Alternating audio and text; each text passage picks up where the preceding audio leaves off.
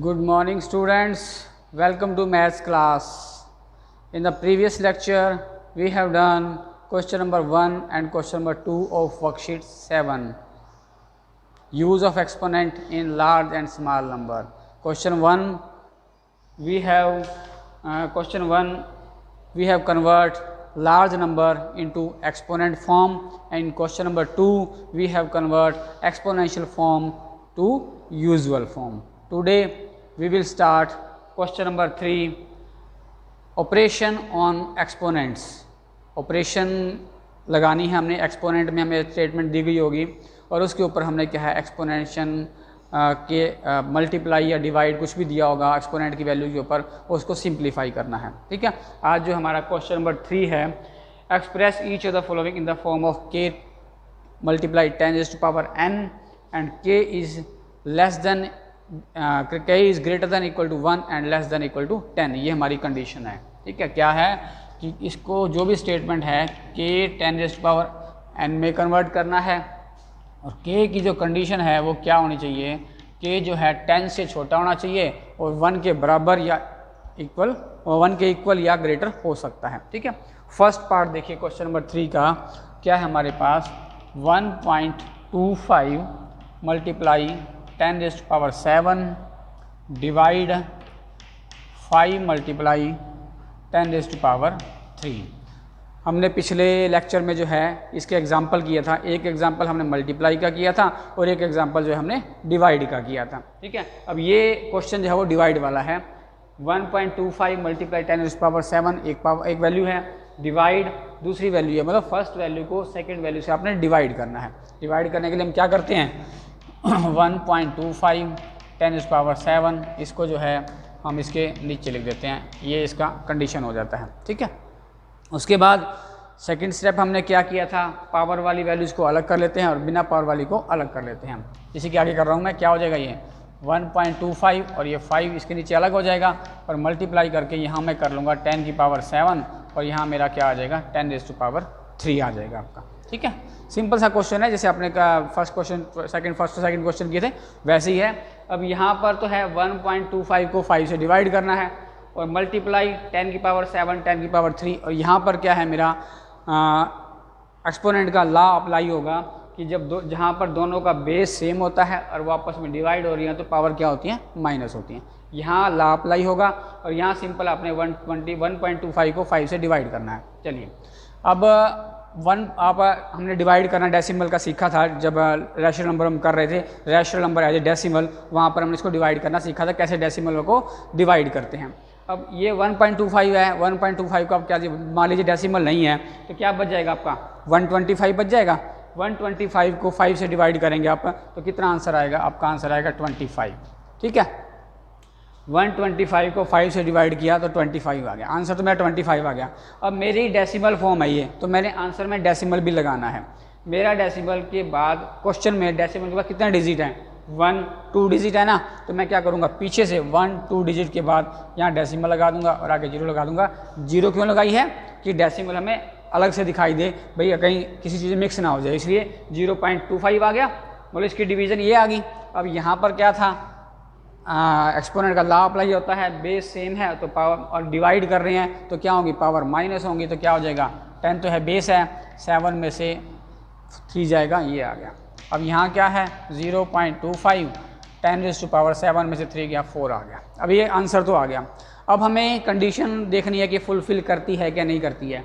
क्यों, क्योंकि मेरी कंडीशन जो है वो क्या है कि k की वैल्यू जो है 1 से बड़ी या उसके बराबर होनी चाहिए और 10 से छोटी होनी चाहिए। ये वैल्यू कितनी है 0.25, 0.25 का मतलब 0 से छोटी है, 1 से भी छोटी है, 0 से तो बड़ी है, 1 से छोटी है ये, तो 1 से छोटी मुझे 1 के अंदर चाहिए, तो मैं क्या करूँगा इसको डेसिमल को कन्वर्ट करूँगा, 2.5 को कन्वर्ट करूँ। अब मेरा पॉइंट यहाँ है 2 के आगे, अगर मैं पॉइंट को 2 के बाद ले जाऊँ तो क्या बन जाएगा 2.5 बन जाएगा ना, ये हमने पिछले समय किया था, तो क्या होगा, तो मैं क्या करता हूँ पॉइंट को यहाँ ले आता हूँ 2.5 और पावर क्या कर दूँगा मैं एक पावर को मैं क्या कर दूँगा एक कम कर दूँगा इसके अंदर से, तो क्या हो जाएगा 4 - 1, तो क्या बन जाएगा 2.5 10⁻3, ये मेरा आंसर आ जाएगा।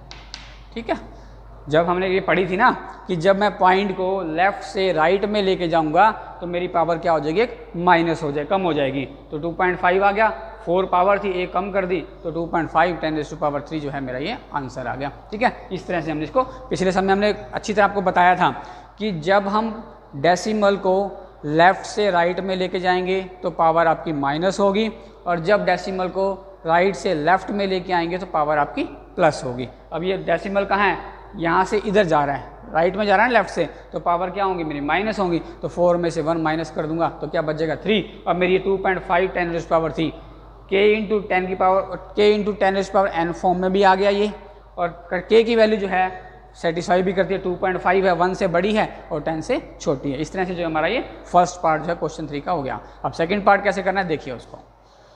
चलिए, सेकंड सम है मेरा 2.5 मल्टीप्लाई 10⁻10 मल्टीप्लाई है बीच में 31.25 मल्टीप्लाई 10⁻⁻5। ठीक है, अब एक स्टेटमेंट मेरी 2.5 मल्टीप्लाई 10⁻10 है, ये पूरी है, और दूसरी स्टेटमेंट क्या है 31.25 मल्टीप्लाई 2⁻⁻5। अब बीच में क्या है मल्टीप्लाई, पिछले सम में क्या था डिवाइड था, तो हमने डिवाइड किया। अब इसे मल्टीप्लाई है तो मल्टीप्लाई करेंगे, वैसे ही मल्टीप्लाई करेंगे, पावर्स वाली को इकट्ठा कर लेंगे और बिना पावर वाली को इकट्ठा कर लेंगे। ठीक है, पहले तो इनकी ब्रैकेट खोल दीजिए। 2.5 10⁻10 मल्टीप्लाई है 31.25 10⁻⁻5। ओके, हो गया ये। अब उसके बाद क्या करना था, पावर वाली है उनको अलग करेंगे, बिना पावर वाली को अलग करेंगे। बिना पावर वाली कौन सी है ये 2.5 मल्टीप्लाई 31.25, और पावर वाली इकट्ठी कर लेते हैं 10⁻10 मल्टीप्लाई 10⁻⁻5। अब इन दोनों के ऊपर तो बेस सेम है, बीच में मल्टीप्लाई है, तो वो वाला रूल अप्लाई होगा एक्सपोनेंट का, और ये दोनों मल्टीप्लाई हैं। ये भी हमने पिछले चैप्टर में किया था, थर्ड चैप्टर में, कि डेसिमल्स की हमने मल्टीप्लाई कैसे की थी। आपको बताया था कि जब हम मल्टीप्लाई करते हैं तो समझ लेते हैं कि डेसिमल हमारे पास नहीं है, तो डेसिमल नहीं, तो क्या बचेगा, यहाँ बचेगा 25 और यहाँ बचेगा 3125। इनके आपस में मल्टीप्लाई करनी है। मल्टीप्लाई आप रफ में करके देखोगे तो इनकी मल्टीप्लाई आपकी आएगी जो है 78125, ये आ जाएगी इसकी मल्टीप्लाई 78125। ठीक है, अब डेसिमल कितने बार लगेगा इसके अंदर, 2 डिजिट डेसिमल के यहाँ हैं और 1 डिजिट यहाँ, तो टोटल कितने हो गए 3 डिजिट हो गए डेसिमल के बाद। तो हम क्या करेंगे पीछे से 1 2 3 पीछे 3 डिजिट छोड़ के यहाँ डेसिमल लगा देंगे, तो आंसर क्या आ जाएगा ये 78.125। ये तो यहाँ मल्टीप्लाई करके आ गया। अब पावर वाली हैं बेस सेम है, तो पावर क्या होंगी आपकी ऐड होंगी। 10 में से क्या ऐड करना है -5 ऐड करना है हमें 10 के अंदर, तो यहाँ क्या आ जाएगा 78.125 10⁻, क्या बच गया यहाँ 10, हाँ सॉरी 10 है, प्लस माइनस क्या हो जाएगा माइनस, तो ये हो गया।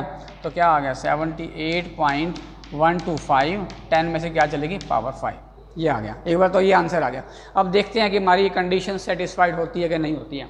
अब ये कितना है 78 पॉइंट है, मतलब 78 आ गया, 10 से बड़ा हो गया, तो कंडीशन मेरी सेटिस्फाइड नहीं करती है। तो मैं क्या करूँगा, पॉइंट को 1 डिजिट आगे ले आऊँगा, तो क्या बन जाएगा 7.8 बन जाएगा ना। चलिए, अब मैं 8 के बाद पॉइंट था तो मैं आगे ले आया, तो 8 से आगे ले आया, तो 7.8125 पीछे वाला ऐसे रहेगा। अब पावर में हम क्या करेंगे, अब डेसिमल मेरा कहाँ आ रहा है आपका, डेसिमल जो है आपका राइट से लेफ्ट में आ रहा है। ठीक है, तो हम क्या करेंगे पावर को एक ऐड कर देंगे, 5 + 1 हो जाएगा। यहाँ क्या हो गया 7.8125 10⁻6, ये आंसर आ गया।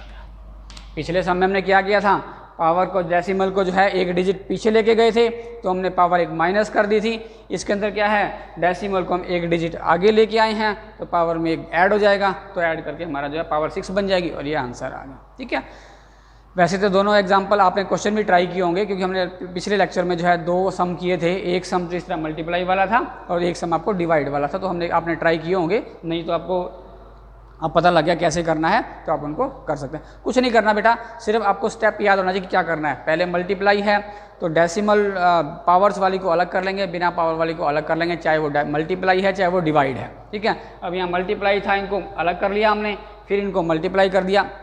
डेसिमल की मल्टीप्लिकेशन आपको बताई हुई है कैसे करनी होती है, कि डेसिमल को एक बार हटा दीजिए और सिंपल जैसे आप मल्टीप्लाई करते हैं वैसे मल्टीप्लाई करिए, जो आंसर आएगा। मेरा ये आंसर आ गया था।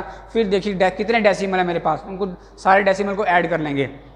डेसिमल के बाद 2 डिजिट ये थे, और डेसिमल के बाद एक डिजिट ये था, तो 3 डिजिट हो गए। तो जो मेरा आंसर आया मल्टीप्लाई करके पीछे से जो है छोड़ के 1 2 3 जोड़ के 3 के बाद मैं डेसिमल लगा दूंगा, वो आंसर आए। उसके बाद देखूंगा कि मेरी वो कंडीशन सेटिस्फाइड करती है तो वही का वही आंसर आ जाएगा। अगर कंडीशन सेटिस्फाइड नहीं करती है तो मैं पॉइंट्स को आगे पीछे करके मेरी कंडीशन को फुलफिल कर लूँगा। ठीक है, इस तरह से आपका ये सेकेंड पार्ट हो गया। अब थर्ड पार्ट देखते हैं अब क्या करना है। थर्ड पार्ट आपका है 1.6 10⁻⁹ मल्टीप्लाई 5.0 मल्टीप्लाई 10⁻⁻3। ये भी पिछले पार्ट की तरह ही है, बीच में मल्टीप्लाई है। मल्टीप्लाई करते समय पहले मल्टीप्लाई पावर की अलग कर लेंगे, बिना पावर की अलग कर लेंगे। पहले ब्रैकेट खोलते हैं सबसे पहले 1.6 10⁻⁹ ये 5.0 है तो मैं इसको खाली 5 लिख सकता हूँ क्योंकि पॉइंट के बाद 0 की कोई वैल्यू नहीं होती। 5 आ गया तो 10⁻⁻ कितना आ गया, ये -3 आ गया।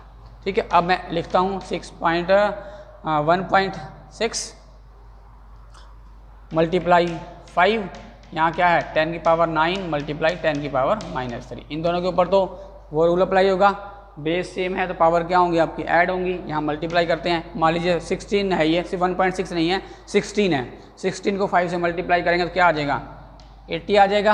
अब डेसिमल कितने के बाद है, डेसिमल के बाद एक डिजिट है तो पीछे से एक छोड़ देंगे तो क्या बन जाएगा 8.0 आ गया। तो यहाँ करेंगे पावर 10 है बेस, तो पावर 9 में क्या करेंगे -3 को ऐड करेंगे, मल्टीप्लाई है। जब बीच में मल्टीप्लाई होता है क्या करते हैं हम पावर को ऐड करते हैं। ठीक है, तो पावर को ऐड कर दिया यहाँ पर हमने 8.0 10⁻⁹ प्लस माइनस क्या हो जाएगा माइनस हो जाएगा 3 हो जाएगा। तो 8.0 10⁻⁻ कितना हो गया 6 हो गया। 9 में से 3 चला गया तो 6 हो गया, मेरा आंसर आ गया। अब देखिए ये कंडीशन सेटिस्फाइड करती है कि नहीं करती। अब ये कहता है 8.0 मल्टीप्लाई 10 के वाली के मल्टीप्लाई 10 की पावर फॉर्म तो आ गई। अब के की वैल्यू कितनी है 1 और 10 के बीच में, ये कितनी है 8, तो ये वैल्यू भी सेटिस्फाइड करती है तो मैं पॉइंट को भी आगे पीछे नहीं करना पड़ेगा। ठीक है, तो इस तरह से मेरा जो है थर्ड पार्ट का सीधा आंसर आपका सिंपल सा था, ना तो पॉइंट को आगे पीछे करना पड़ा ना कुछ करना पड़ा, सिंपल मल्टीप्लाई भी आसान थी। 16 को 5 से मल्टीप्लाई करना है तो मेरा ये आंसर आ गया। ठीक है, ये मेरा थर्ड पार्ट का आंसर आ गया। फोर्थ पार्ट क्या है, थोड़ा सा उसमें ये तो हमने अभी एक एक क्वेश्चन किया है। फोर्थ पार्ट के अंदर 2 क्वेश्चन एक साथ इकट्ठे दिए गए हैं, वो देखिए कैसे करते हैं।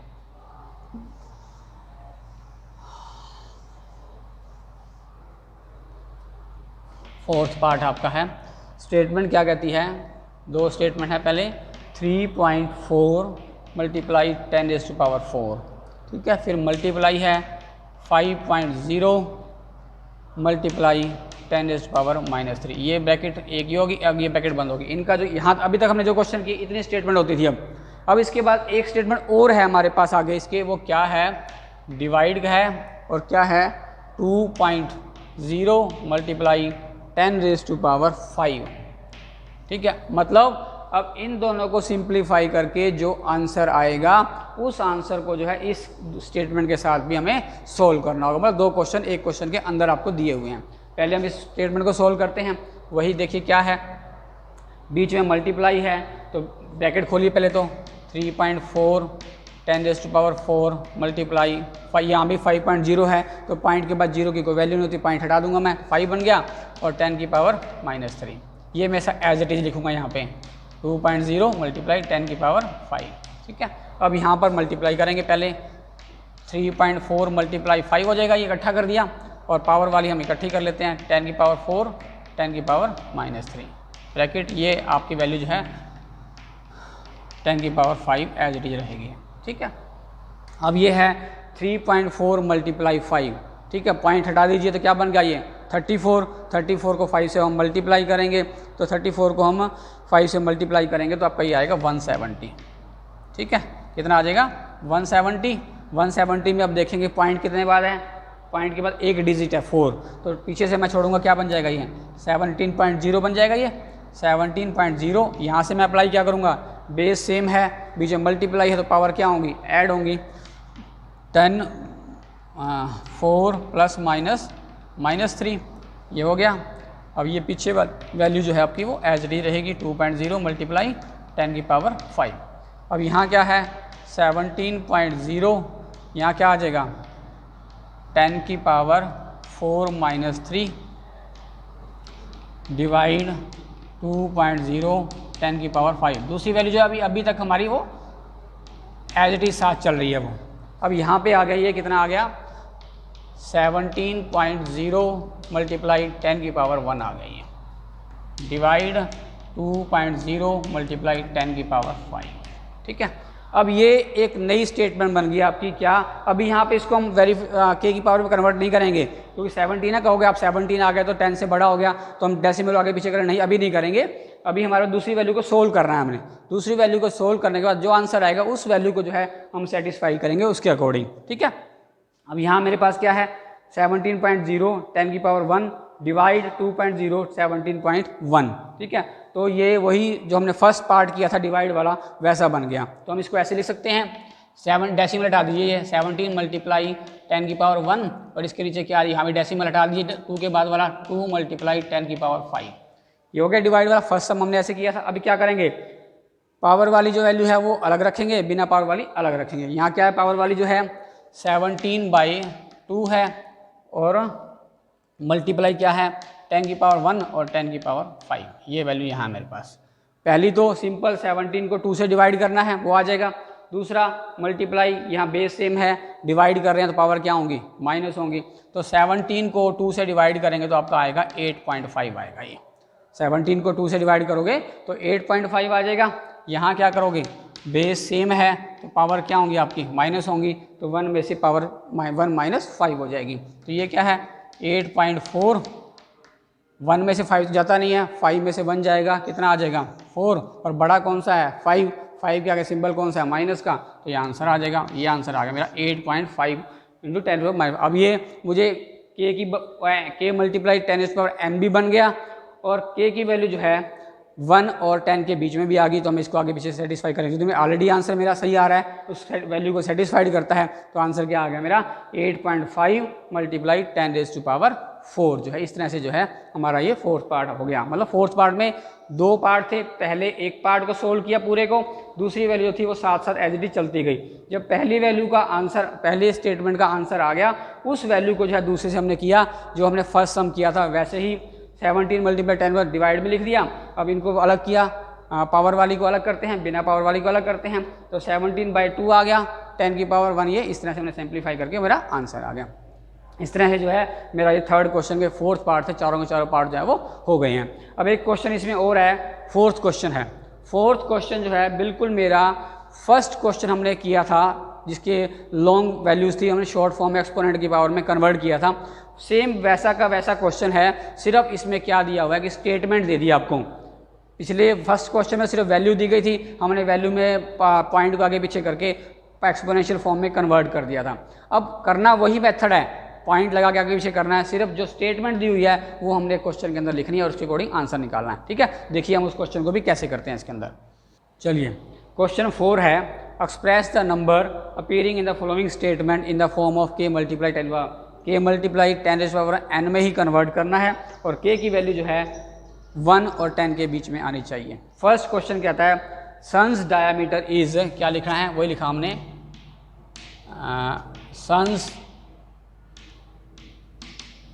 डायामीटर बुक में दिया हुआ है, इज कितना है, मैं इक्वल टू लगा दूंगा, क्या आ गया 1,384, उसके बाद कोमा फिर 3 जीरो है, ये किलोमीटर है।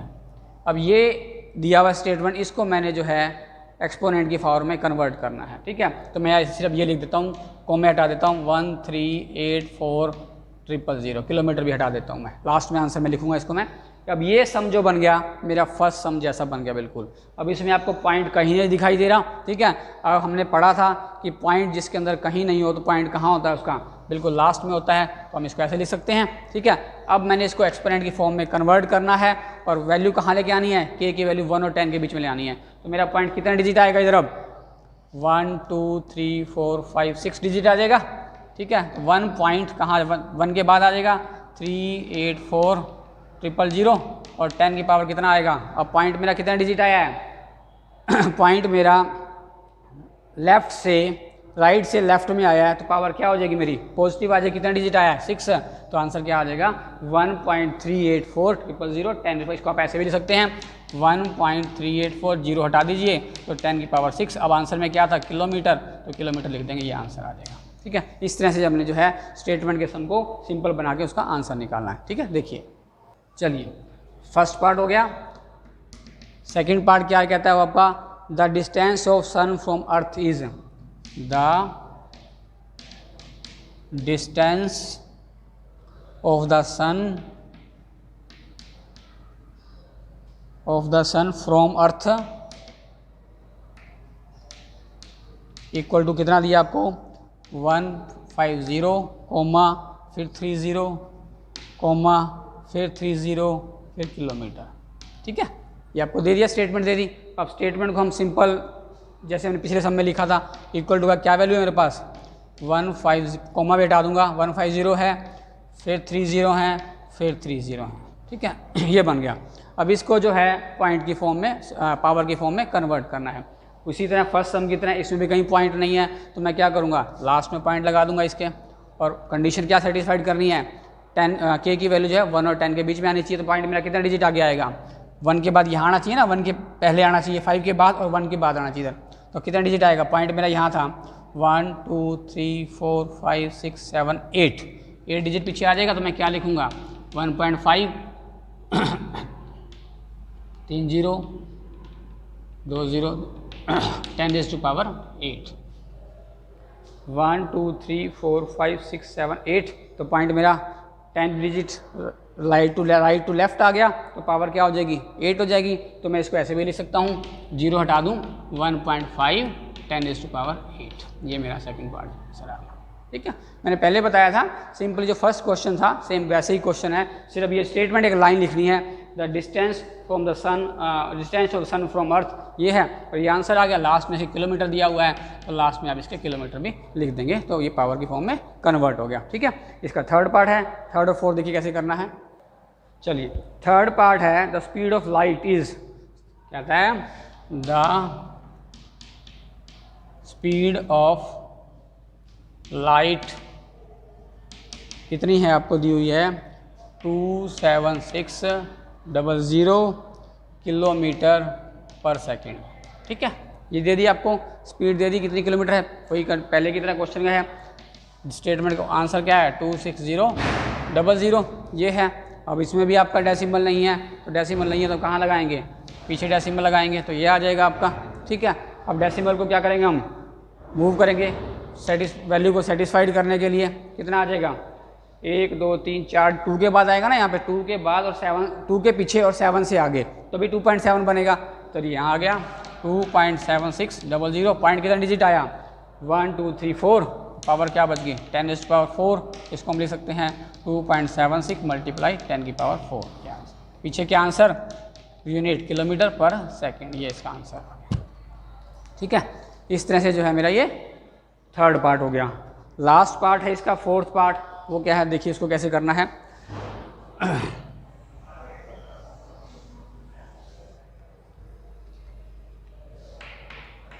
फोर्थ पार्ट है 1 एंगस्ट्रॉम।